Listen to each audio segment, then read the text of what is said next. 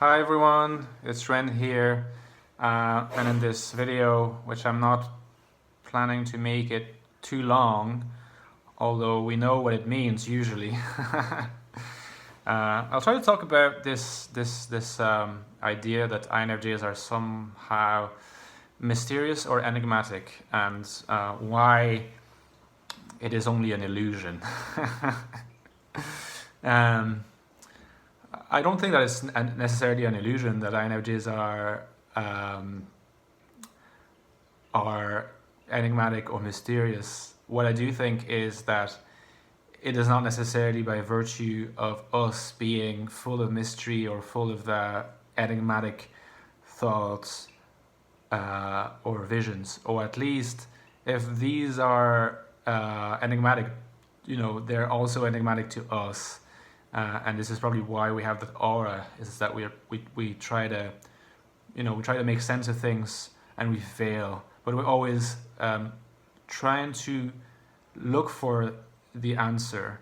And this perpetual search, which also translates itself in our stare, I think can give us an aura of mystery, but I don't think it necessarily means that we're more inherently more mysterious or enigmatic than any other type.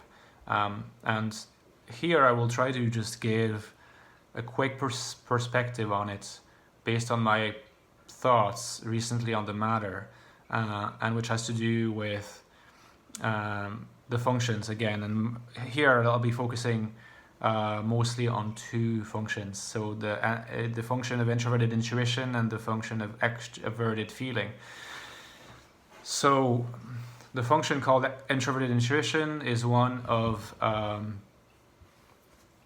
abstract insights, noticing paradox, trying to connect dots that seem separate, and, getting aha moments, not necessarily when we expect it. In a sense, it's not that we are having mysterious thoughts, is that to us it is a mystery where our ideation comes from in many ways. There is a sense in which we are not really in control of it.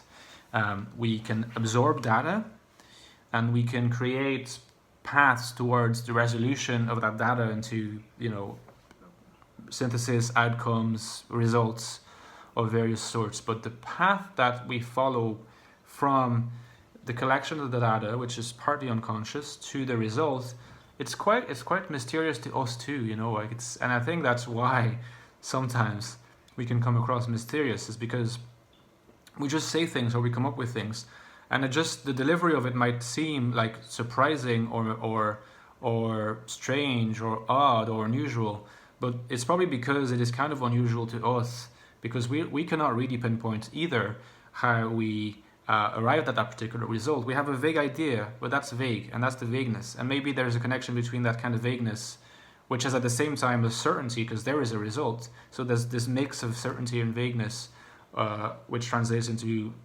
mystery and the gaze as well. I think that what contributes even more to this aura of mystery is that we have extroverted feeling, which means that we are going to be geared towards sharing things with people, and we're going to look like we want to share everything with people, but actually we're not going to share everything with people, not only because we are introverts and we have a sense of wanting to keep up to our own things for certain things, but also because we cannot, even if we wanted, share things with people, because in order to share things with people, you need to have made sense of them, completely understood them, comprehended them. But if you live in a constant relationship of flux with something that you're ideationally in your mind, you're like getting towards, you getting a sense of it, you're becoming more familiar with it, but you never quite completely grasp it enough to sort of put it in a box and then say to another person, like metaphorically, okay, let's share this idea, this is what I have in my mind at the moment and I want to share it with you. Well, we will do this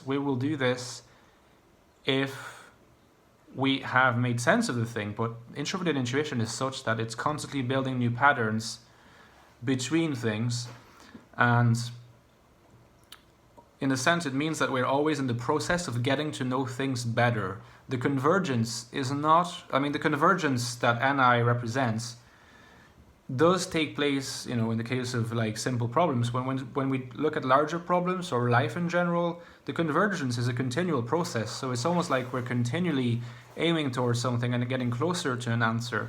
But it's rare that we have arrived at the level where we're comfortable or that we even capable of sharing the insights with other people. And as a result, even though with our FE we might look like we want to share things and we might communicate the idea that we know what we want to share, we're not quite capable of it. But because our not really being completely capable of it is a completely natural part of who we are, we look quite comfortable with this, so to speak, floating mode or vagueness, which is at the same time aiming towards certainty. And so we're friendly, we communicate the willingness to share, and we share stuff, but not everything, because it remains a bit of a mystery to us. And at the same time, we inhabit and dwell within this uncertainty and mystery very comfortably, because it is our default. And this mix of intimate connection with others together with elusive mystery about the goal of introverted intuition for ourselves and extroverted toward others via FE, I think is the source of our mystery, of our enigmatic side that others perceive sometimes. It's a weird mix. It's a mix between closeness and distance, and trust me, it's not something that we want to communicate to other people. We experience it ourselves all the time, as such. And if we act naturally, this is what other people will see, because that is the permanent state of our being. All right. See you soon, guys. Let me know what you think. Those were some quick thoughts.